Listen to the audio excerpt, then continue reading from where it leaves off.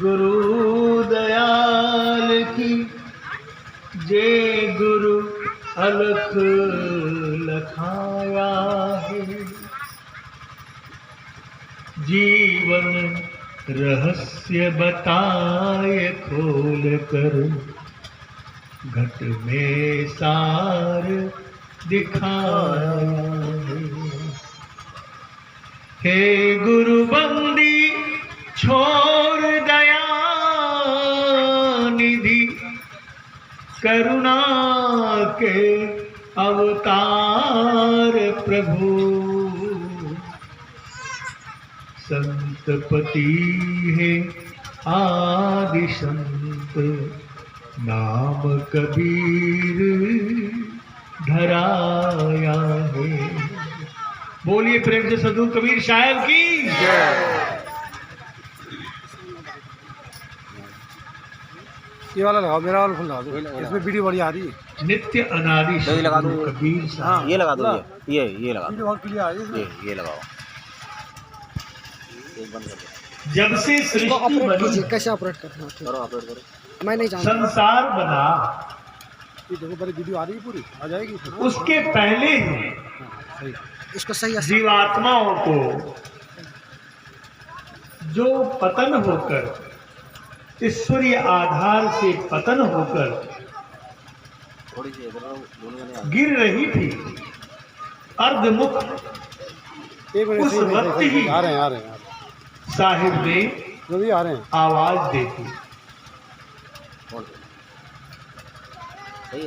उस वक्त ही यह कहा था सही है, अब सही है। कि हे आत्मा,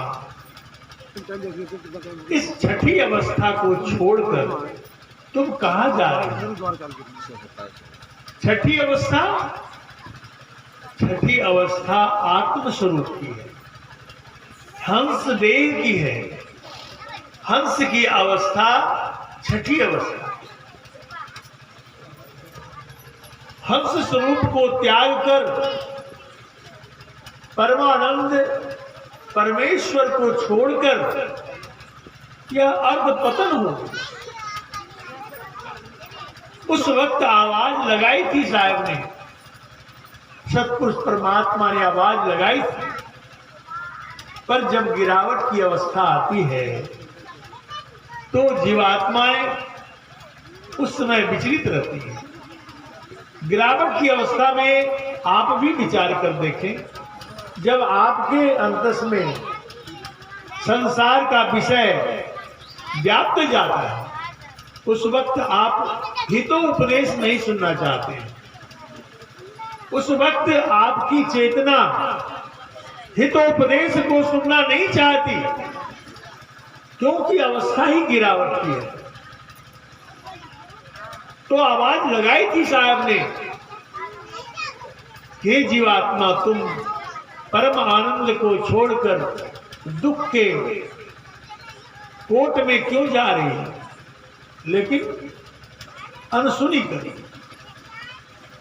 तो उस समय परमात्मा को, साहिब को इस जीवात्मा के लिए व्यवस्था बनानी पड़ी, सृष्टि रचना करनी पड़ी, संसार बनाना पड़ा। नक्षत्र बने, अक्षर में क्षण संकल्प हुआ, प्रकट होने लगे। शब्द से प्रकट पुरुष एक नारी, हरि ब्रह्माता के त्रिपुरारी। तब ब्रह्मा पूछल महतारी, को तोर पुरुष के करी तुम नारी।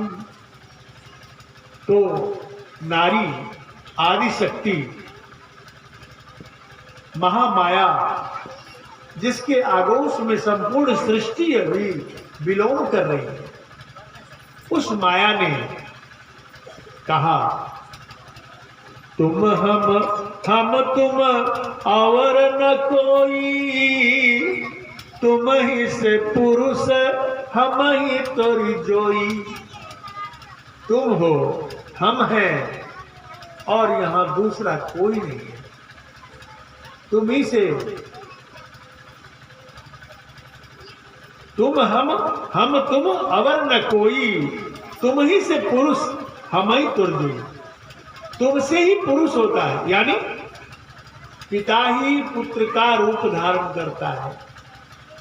पिता की पतन अवस्था ही पुत्र है, माता का पतन अवस्था ही पुत्री होती है। इसलिए आदिशक्ति ने कहा तुम ही से पुरुष हम ही तुरजोई।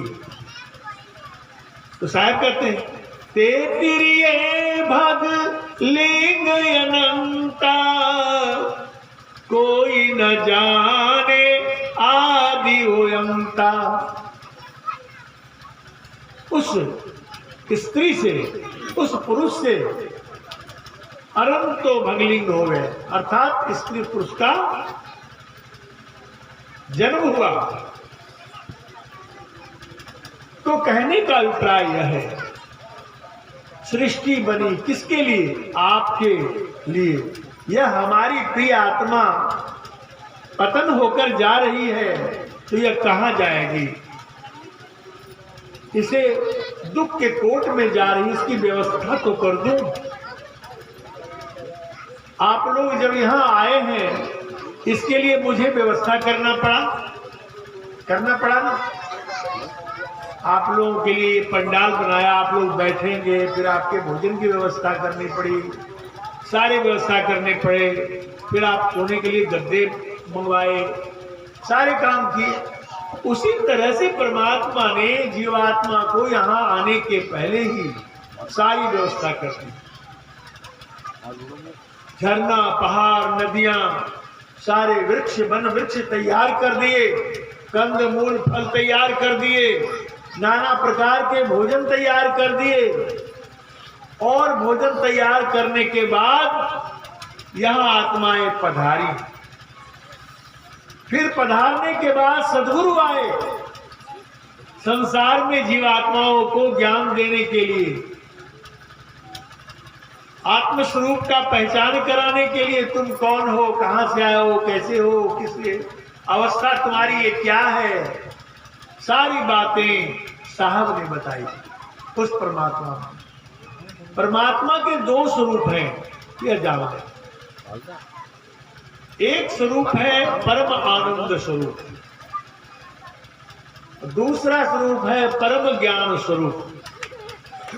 बिना आनंद, बिना ज्ञान का, परम ज्ञान के उस परमानंद का अनुभव प्राप्त नहीं हो सकता। जैसे किसी व्यक्ति के नाक में नखड़ा हो जाए, पॉलिपस हो जाए, नाक की बत्तियां सूज जाएं और नाक बंद होने लगे, तो उसकी सूंघने की शक्ति चली जाती है। उसके सामने दुर्गंध रख दो या सुगंध रख दो, उसका निर्णय नहीं कर पाता। वह नहीं जान पाता कि ये सुगंध है कि दुर्गंध है, क्योंकि उसकी घ्राण शक्ति समाप्त हो गई और वह बेचारा कुछ नहीं जान पाता। उसी तरह से इस संसार में सारी इंद्रियां, पंच ज्ञानेंद्रियों में जो पंच ज्ञानेंद्रियों के विषय हैं, उन विषयों का अनुमोदन, अनुभव नहीं कर सकता, क्योंकि इसकी इंद्रियों की शक्ति ही समाप्त हो गई अंतरपुर जाने के लिए। कौन शक्ति? अंतस का द्वार खुलने की जो शक्तियां हैं वो समाप्त हो गई। तो वो कैसे जाएंगे अंदर? अंदर का अनुभूति कैसे होगा? जब यह कहा जाता है सुरति समेत अंतर करो आठों पहर हजूर। सुरति किसको कहते हैं? आत्म चेतना को।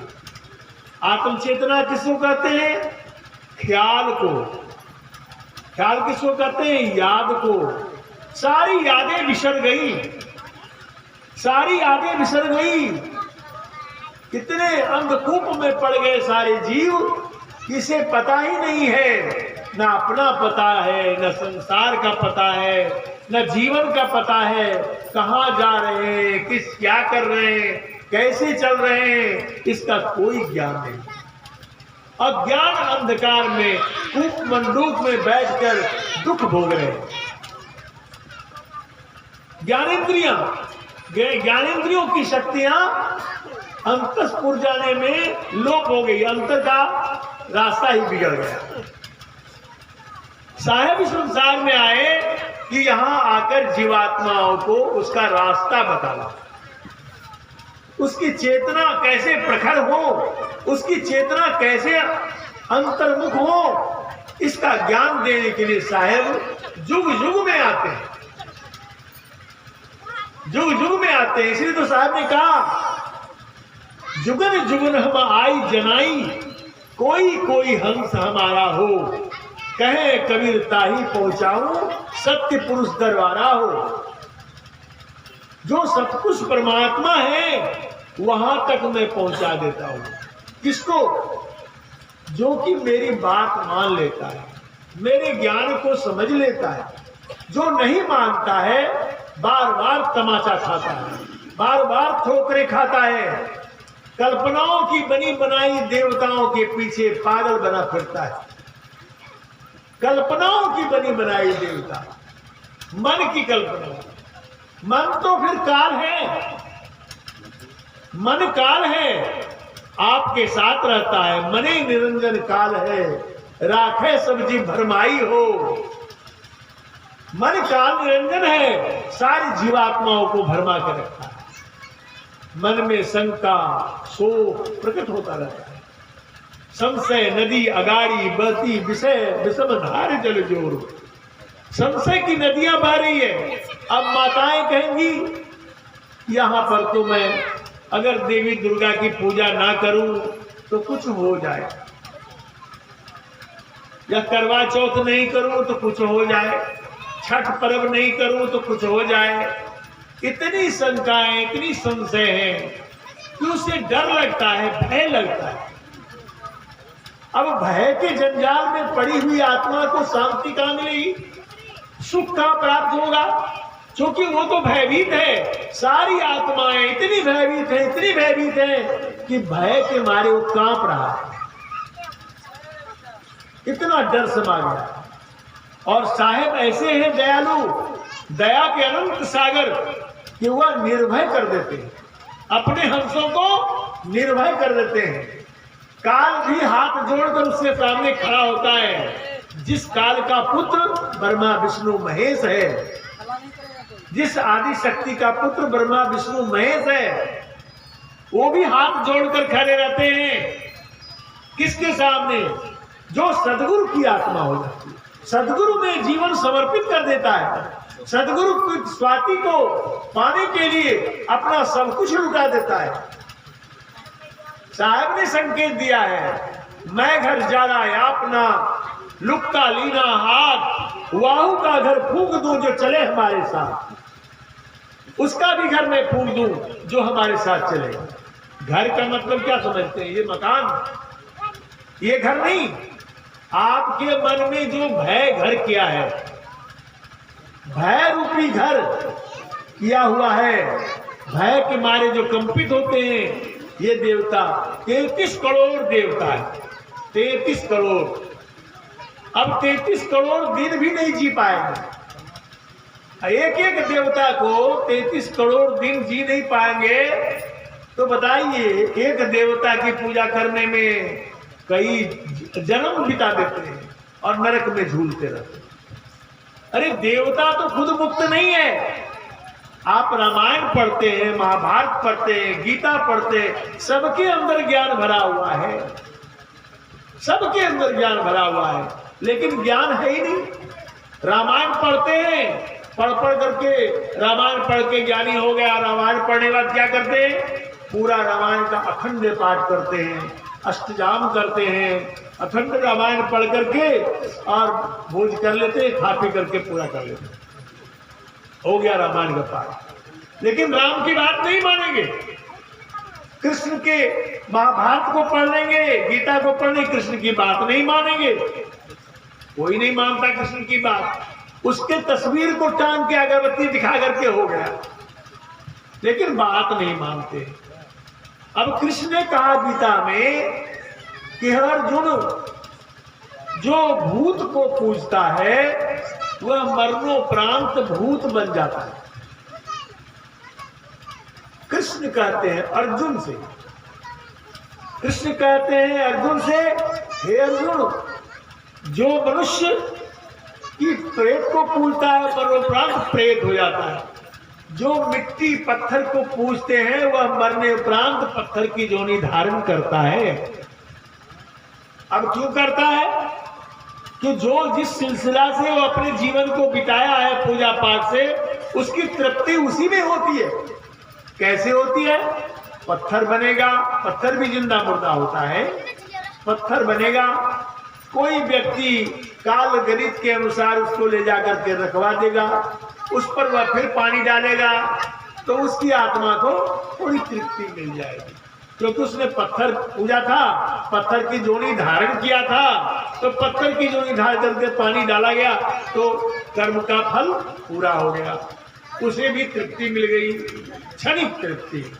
लेकिन ना ज्ञान हुआ, ना आत्मज्ञान हुआ, ना कुछ जाना ना समझा। तो साहब कहते हैं और कहते हैं जो देवताओं को पूजते हैं वह देवताओं की जोनी धारण करते हैं, जो पितरों को पूजते हैं वह पितरलोक को चले जाते हैं। देवताओं को पूजने का मतलब कल्पित देवी देवताओं, कल्पनाओं की दुनिया में जाके काल गति में, कालखंड में पड़ जाते हैं, काल ग्रास लेता है इसको। तो ये गति होती है। फिर कहते हैं साहब कि जो पितर को पूजता है, आपके पितर पूर्वज मेरे दादा परदादा हुए, उन दादा परदादा ने अच्छे कर्म किए कि बुरे कर्म किए, सारी जिंदगी शराब पीने में गुजार दी, सारी जिंदगी दूसरे की बुराई करने में गुजार दी, उस कर्मों के प्रभाव से वह आत्मा पैखाने का कीड़ा बन गया। अब वो श्राद्ध करते हैं झीली के पत्ते पर, जितिया में उनको आमंत्रित करते हैं, आओ भोज खा जाओ, आपके लिए मैं भोजन लाया, भोजन खिलाते हैं उसको। तो वो आत्मा को कर्म तो कर रहे हैं, कर्म ही फंदा है, जैसा कर्म कर, गीता में कहा जैसा कर्म करेगा वैसा फल देगा भगवान। भगवान कैसा देगा फल? वैसा फल जैसा कर्म करेगा। अब उसने झीली के पत्ते पर अपने पूर्वज को खिलाया है, तो क्या करेगा? वह व्यक्ति मरेगा तो फिर उसी जहां उसका पूर्वज इसको झीली के पत्ते पर आमंत्रण किया था, वह पैखाने का कीड़ा है, इसे पैखाने का कीड़ा बनना पड़ेगा, और फिर वहां जाकर के कीड़ा बन के उसके साथ कुछ समय गुजारना पड़ेगा। तो ये जोनियों की स्थिति, यह मैं नहीं कह रहा, कृष्ण कह रहे हैं गीता में, कृष्ण की बात कह रहे हैं। कृष्ण की बात कोई नहीं मानता, कोई नहीं मानता कृष्ण की बात। तो राम कहते हैं, रामायण में राम समझाते हैं भक्तों को, समाज के लोगों को, प्रजा के जनों को, कहते हैं बड़े भाग्य मानुष तन पावा, सुर दुर्लभ सद्ग्रंथ गावा। बड़े भाग्य से मनुष्य जीवन मिला, इसका अर्थ ही बड़े भाग्य से मनुष्य जीवन मिला है। यह भगवान राम कहते हैं, ऐसा मैं भी नहीं कह सकता, मेरी भी क्षमता नहीं है। ये सुर दुर्लभ सद्ग्रंथ गाते हैं, सुर में देवता, देवताओं को दुर्लभ है मनुष्य जीवन, और आप मनुष्य जीवन पा गए, मनुष्य हैं। और देवता मनुष्य बनने के लिए प्रार्थना करते हैं प्रभु से कि कैसे प्रभु हमको इस जोनियों से उबार करके मनुष्य की जोनी दो, ताकि मैं आपकी भक्ति भजन करके उद्धार पाऊं। देखिए रामायण कहता है बड़े भाग्य मानुष तन पावा, सुर दुर्लभ सद्ग्रंथ गावा। दुर्लभ, देवताओं को दुर्लभ है या सदग्रंथ गाते हैं। सो परत्र दुख पावई, सो परत्र दुख पावई, सिर धुनि धुनि पछताए, काल ही कर्म ही ईश्वर ही, मिथ्या दोष लगाए। रामायण में भगवान राम कहते हैं कि काल को, कर्म को, सबको दोष दे करके संसार के प्राणी कहते हैं ना, देखते हैं आप, फलना व्यक्ति को डायन ने खा गया, फलना व्यक्ति को उसी ने कहा था इसलिए ऐसा हो गया।